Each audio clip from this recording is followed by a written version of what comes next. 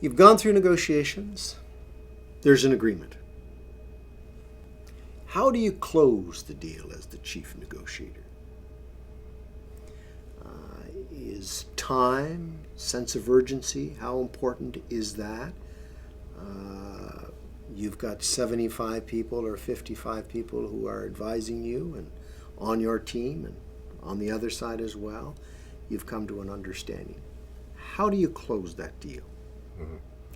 Well, what we have done, again, this is about communications. This is about the caucuses that take place every day, once or twice a day. As you're heading down, I said we've met every morning at 8, but when we're 3 or 4 days away from a deadline, then we meet morning, afternoon, evening in caucus and constantly reporting and listening and analyzing and trying to say, okay, are we getting there?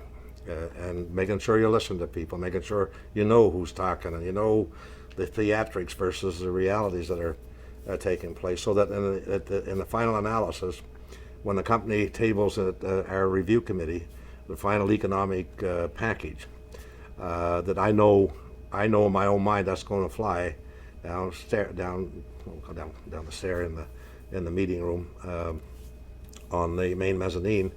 So knowing that, and then I said to the company, okay, I think we're in good shape here, but you got to table it with the committee. I've kept people out pretty well informed, but you got to come in and make the presentation, and you should have a hard copy for everybody, not just an overhead presentation, because people, again, feel only comfortable when they have that document in their hand. They want to be able to take it, analyze it, read it. How much time would you give them to prepare that hard document? Will all depend. The companies usually kept things up to date as we would agree in to our different meeting. things? Yeah, they always They would change the contents of the collective agreement. That's right. They would change, but we never ever used the collective agreement. They always used you had a memorandum of settlement. Okay. That had to be ratified by the union and the company as well, the officers of the company. So that there was what they tabled. It was usually about a 5 or 6 page document, a summation of the things that were there. They would table it, and I would notify them across the table. That serves a basis for the. Would you initial it? Oh yes. And they would initial it? They'd have it ready for signing, not just initial. It would be a signing. They'd have a certain number of copies. And the total bargaining committee on both sides of the table would sign both of them. The signing page was sometimes longer than the actual document because you had so many people in the room. What would be the time frame? You agree, they agree. What would you do with it then? We would then go to we would immediately start our process, which is ratification. So what do we have to do? First, you got the communications people in our union are part of the expert body we have around. They've been listening to all the debates. We make sure that they're involved in every meeting. Somebody else can miss a meeting, but communications cannot miss a meeting. They have to know. I can't teach people what we've done with only a few hours. And our system was, we set our strike deadline at Tuesday at midnight, and then we'd set our ratification meeting for Saturday and Sunday of that very weekend. So Tuesday at midnight, you got the settlement. Then the communications department had to go to work and put the brochure together, and no mistakes. Boy, I remember when I first took on the role as Bob White's assistant, we bargained an excellent collective agreement. I believe it was 1976. I was Bob's assistant, or 1979.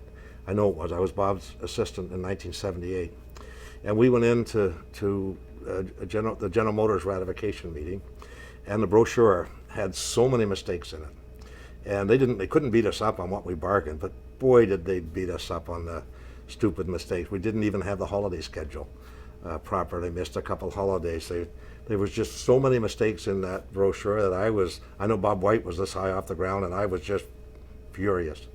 And from that point forward, from 1979, you'd be hard pressed to find a mistake in a brochure, because I'm the communications department. You put it together, and I want it on my desk by 6 o'clock in the morning. For my review, and I went through that myself personally as national president. Would the communication piece be different from what the minutes of settlement were? It would only be different in the sense that it had the union rhetoric in there, explaining what we did and why, and we had pictures. The bargaining committee loved to have their pictures on the brochure.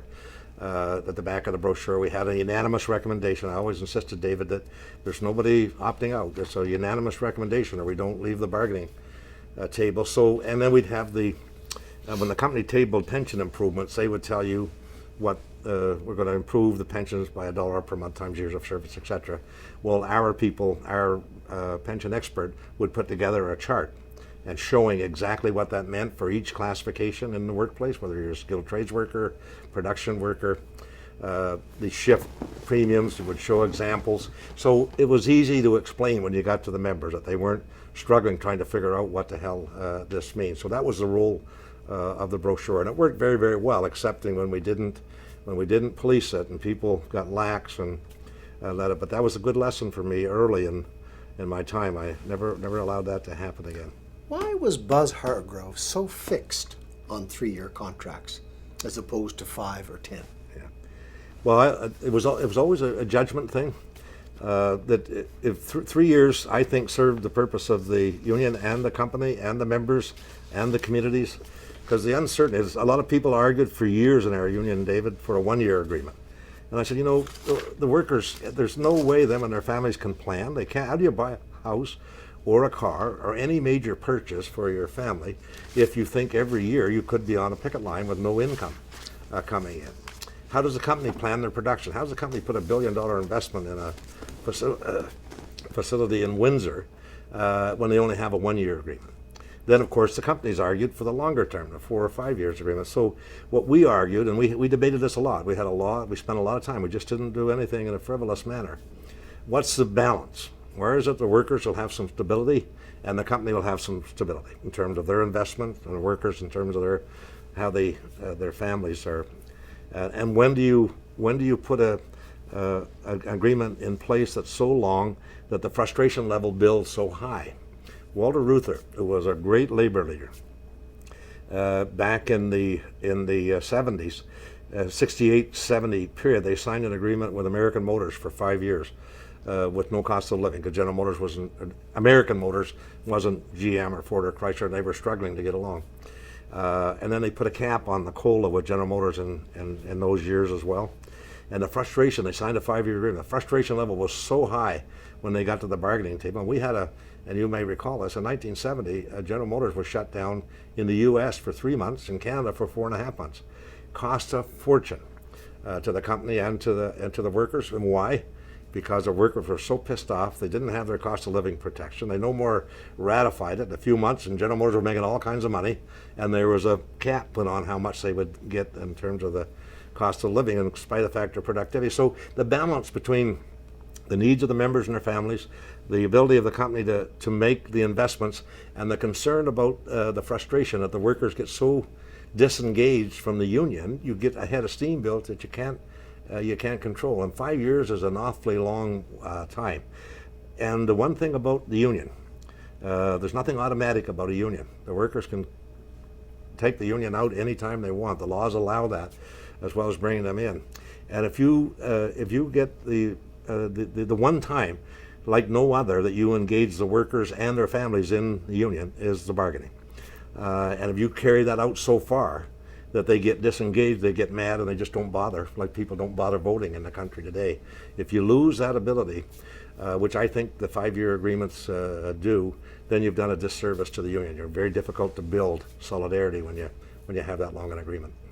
Can you explain deadline bargaining and whether you like it or not? I think it's the only way, deadline bargaining. And there's many ways to define deadline bargaining. But what it does, it focuses people's mind on the bargaining, and if you don't, you have a consequence if you don't ratify. For example, Air Canada and the flight attendants. The government said to the flight attendants way before they got their bargaining done, doesn't matter, we're going to order you back to work. You're not going to be able to have a strike. So what they've done, they've taken all the pressure off of the members. The members voted the first time, in spite of the fact they had a unanimous recommendation from their bargaining committee, which they elected. They voted over 95% in opposition.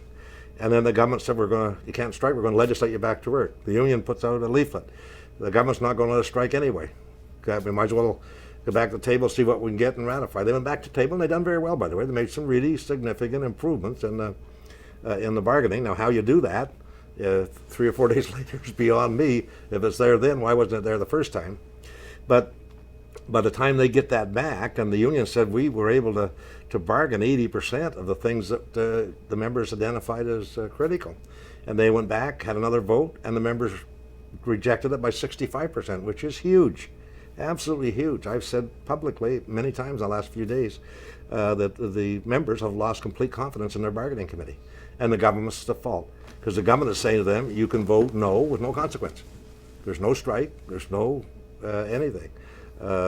So the deadline, if Air Canada would have been much better off on the first round, if the union leadership had been more in tune with where the members were at, to have a 2 or 3 day strike like the CAW had. CAW went through a similar exercise with the agents. 3 days after the strike started and the government tabled the legislation, they got a deal and they ratified it. And I talk to the members as I fly around, they feel great about it, because they kicked ass. They were mad at the company because of all the concessions they gave and the bankruptcies and the big bonuses the management are getting, and the anger was there. But the flight attendants leadership didn't read that. So the deadline allows you to do that. But there has to be consequences. It's good for and it's good for both sides. It's not just good for the union. Our ratification process. I mean, I bet today, and I say this without checking the results recently, but when I was there, 98% of our agreements were settled without a strike or lockout, and I bet today it's probably 99%. It's huge, and compared to other unions that don't use this system. You check the record on some of them in terms of the level of disputes in their groups, much different than ours. How important was it for you personally and your team to be well rested physically going into negotiations? I never ever found out. I never got there. I mean, going into bargaining, the rest thing was hard to do. I mean, because you're gone, you get calls in the middle of the night. I mean, there's a lot of things happening in bargaining. I remember getting called in the middle of the night. One of our guys had a nervous breakdown, and he was in a bad way, and go to his room and laying on the bed with a big overcoat on in the middle of summer, and then I recall another night one of the management people had a breakdown. So many things happen. The rest, you got the rest when you could. The big thing is that I said to the guys, make sure you're eating properly. Make sure you're not going to McDonald's and grabbing a burger and fries. So we always had fruit and vegetables and dips and all kinds of things for people to constantly, to make sure that they were eating properly, and get your rest when you can. If there's a lull, if there's nothing happening with people you're working with, get a nap. Get a nap. Afternoon, no matter when it is. And our people that were working on the computers, on crunching numbers on the pensions, I always said to them, look, don't stress yourself here. If you get frustrated, then just shut that thing off and go up and grab a cold shower and have a sleep for a couple hours. And so that was the important part. It wasn't not many of our guys worked out. I remember a strike we had with the Ontario Hospital Association. We had organized the Blue Cross, and I forget the guy's name now that was president of the company, but he was an English guy and just bitterly anti-union. And we had the first day of the dispute, because Blue Cross used to provide the healthcare benefits for the General Motors, Ford, and Chrysler. And we couldn't get a settlement with them, so we're in the middle of bargaining with GM, and we're bargaining with this guy, and we started a strike. And the first day, the bargaining committees from GM, Ford, and Chrysler all went out, and all of them weighed over 200 pounds, and a lot of them had the big bellies. And this guy, the man, at the first meeting we had after, he was saying, there's a bunch of goons out there with 300 pounds and bellies. I mean, this guy was trim as anything. So our guys, there are not many of them that worked out. But all of them, we encourage them to go for walks when you're between meetings. Don't just sit in your room, and get out, enjoy the city. The role that the media plays, I mean, you played the media for your advantage, but how important was it to try to understand how to feed that beast?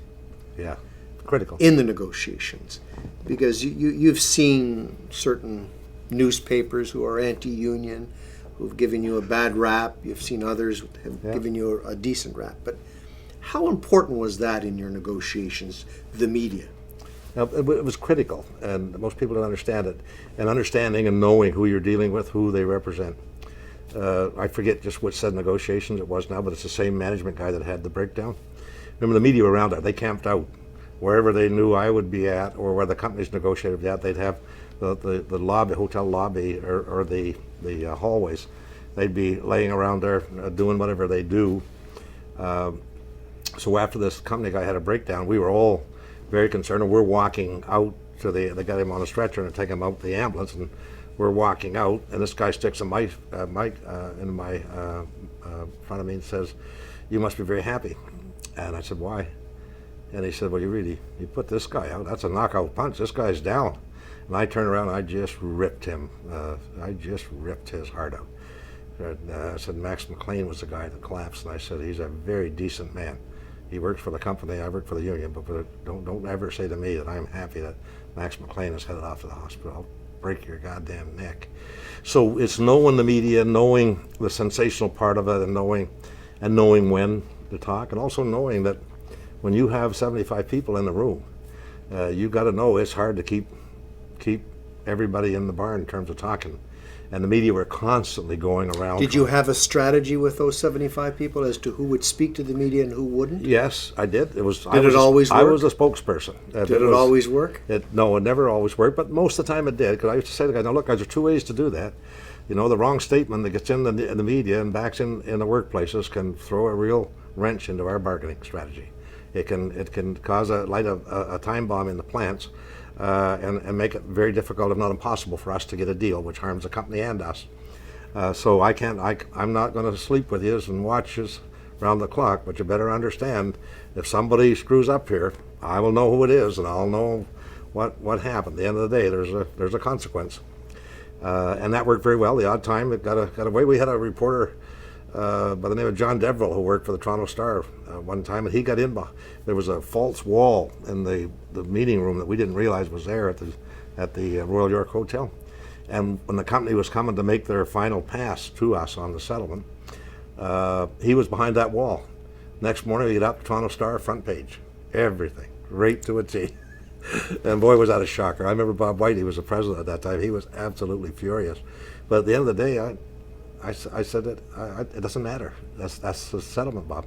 The thing that I brought that Bob didn't have, because Bob came out of a small plant in Woodstock, woodworking plant, before joining the staff of the union, then later becoming the head of the union, I was in the workplace, and I used to be part of the Young Turks that would try to screw up every ratification meeting. I know how you did. The best way to do it was the bargaining committee would be in Toronto saying, "There's no comment until we meet our members."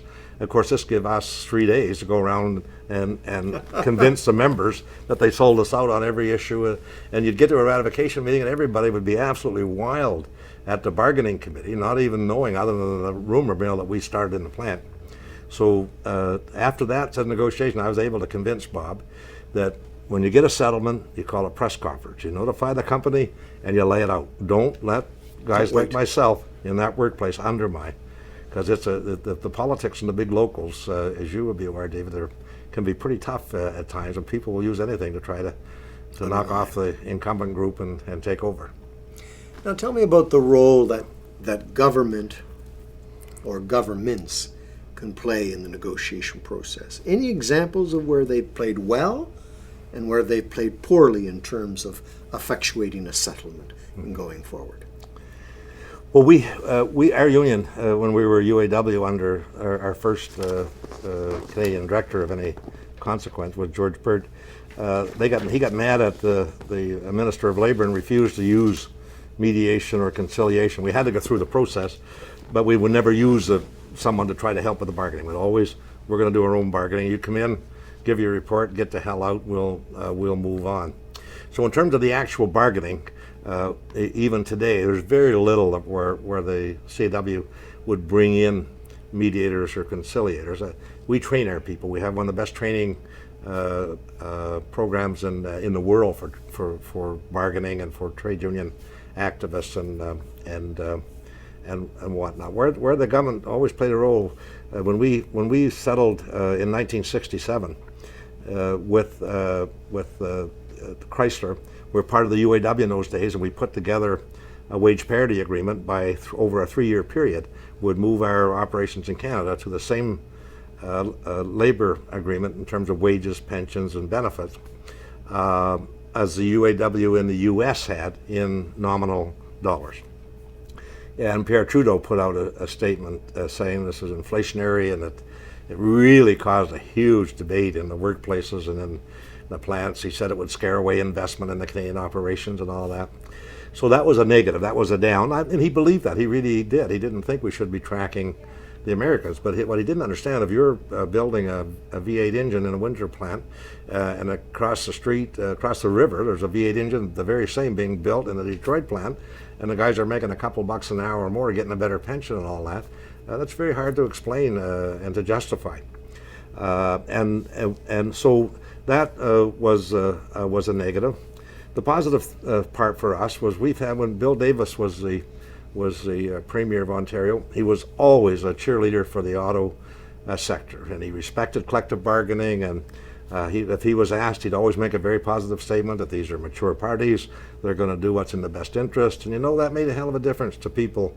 Again, as I said earlier, they listen to their elected political leadership.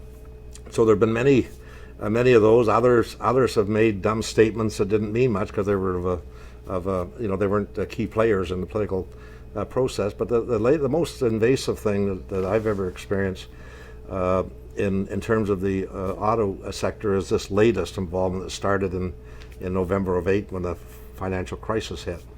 And the union went in. We went in. We lived up to our obligation. We knew the companies were in trouble, and the union went in and bargained with General Motors and give up significant time off the job and others to save the company about $15 an hour. Ratified it, went to our members and ratified it. 2 days later, the Prime Minister said, that ain't good enough. We don't care what General Motors said publicly. Fritz Henderson was the CEO, said the CAW has met its obligation and responsibility. We're incredibly pleased with our new agreement with the CAW. Prime Minister said that's not good enough.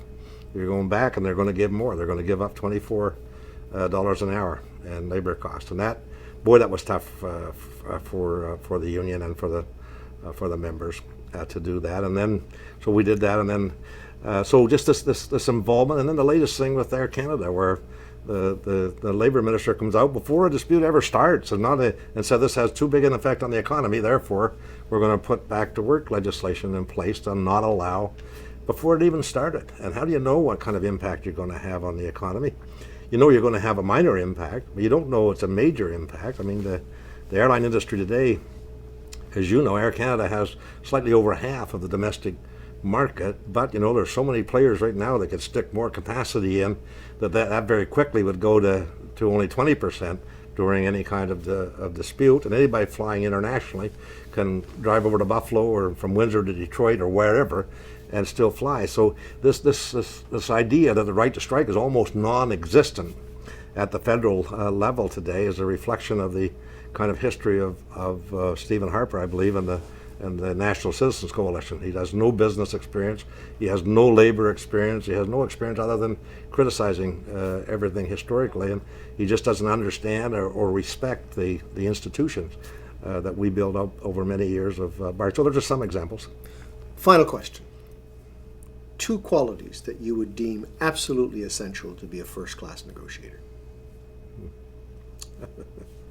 Credibility is first. If you don't have credibility, you got nothing, whether it's in your personal relationships or whoever. You have to have credibility. And the other one is hard work, would be the one I would identify, and that encompasses all the things that we've talked about today. Well, thank you very much, Buzz. We really appreciate this. And on behalf of the Ted Rogers School of Management, I want to express our appreciation for you joining us here today, giving us your unique perspective after 40 years working in the trenches and in 16 years as a national president of the Canadian Auto Workers Union. Thank you and have a great day. And thank you, David. Good.